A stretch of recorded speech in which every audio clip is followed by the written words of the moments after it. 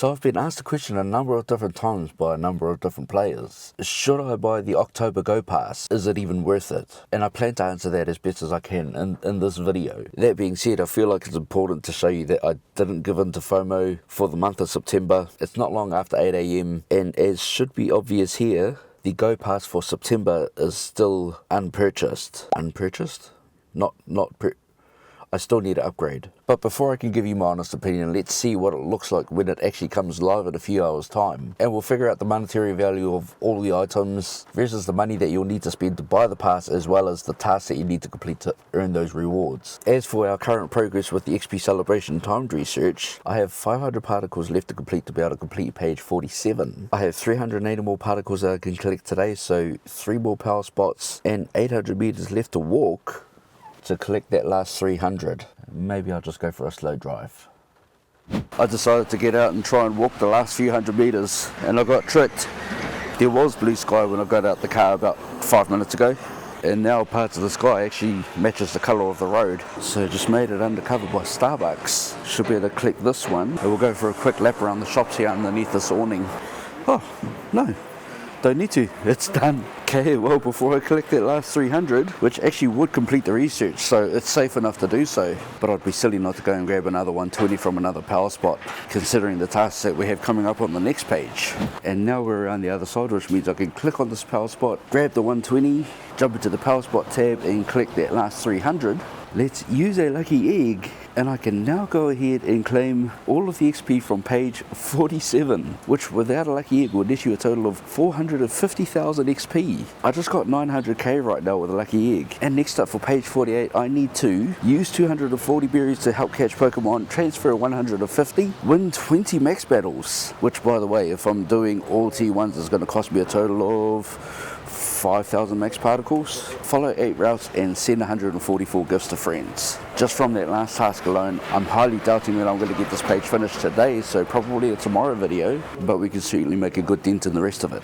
So of course, if I wanted to, I can actually spread these battles over a few days to save myself a bit of coins. Seeing as I don't think I'll be able to complete the gift task until tomorrow anyway, I might just focus on 16 today and then do 4 free tomorrow. So for this video, it's going to be 16 shiny checks on Rookies and Drillbers, because I think that's all that's available at the moment today. Actually, now that I think about it, the rotation changes tomorrow because this event finishes. I'd rather Rookie and Drillber. 1, because I still need a shiny Rookie, and 2, at the moment, and probably for a little while yet, Drillber is king as a Dynamax ground type attacker. So here is check number 1, no shiny this time. Check number 2, Rookie. Number 3 is a Drillber.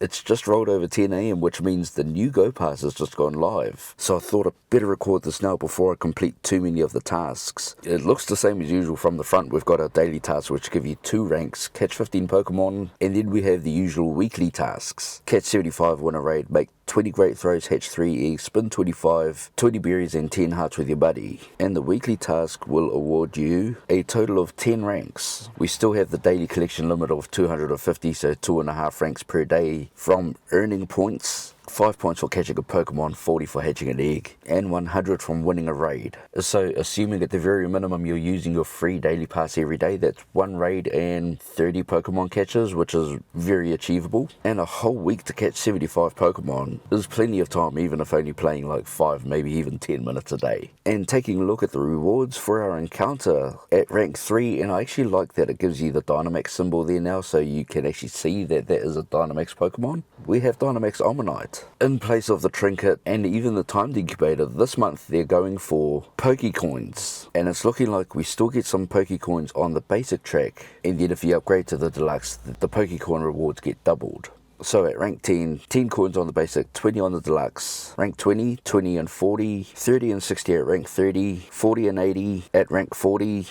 Rank 50 is a little bit different. For that one we get 2 times daily adventure incense duration. Of course, which means at rank 25, we can send more gifts per day, open more gifts per day, and hold more gifts in your item bag. More coins at rank 60, rank 70 and 80. And our tier 3 Go Pass bonuses will be 2 times hatch Stardust and XP. More coins at 80 and 90, and once we reach 100, we get the Terrakion with the background and 200 Pokecoins on the Deluxe Pass. I think I'm going to let this marinate with me for a little bit, and I'll decide how I feel on it after a couple of hours or so.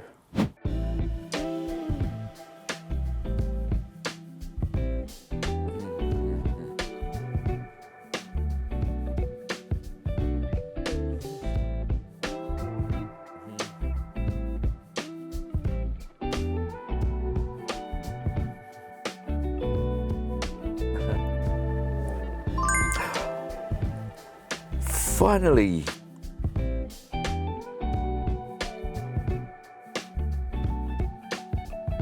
This is route number 8. So that's completed all my routes for the day, and if I can reposition myself, we'll go and do our last shiny check on that drill bore over there. And no shiny. And so far, about 3 and a bit hours in, this is how far I am into the research. The rest of it pretty easy. I just need to wait for another 94 friends to open gifts. But no pressure, we've got today, we've got tomorrow, and I guess if we really needed to, probably no problem pushing it out till Thursday either. From here until the end, this is the last page that I actually need to send gifts out to friends. So very honestly, to answer the question in regard to the Go Pass is not an easy one. It's going to be dependent on each individual, but for myself personally, I did want to try and put some kind of number on it. Pokecoin value, monetary value, and what that actually looks like physically, because value is going to be different for everyone. So first off, on the Deluxe Pass, we are able to get a total of 52,000 Stardust, which I've assigned a Pokecoin value of 0. Same for the XP, for just over 14,000, 0 Pokecoins. Golden Raids and Silver Pineapple Berries, while they are available in the occasional box in the shop, literal fruit boxes, 0 Pokecoin values. Can't really assign a Pokecoin value to them because they can't be bought.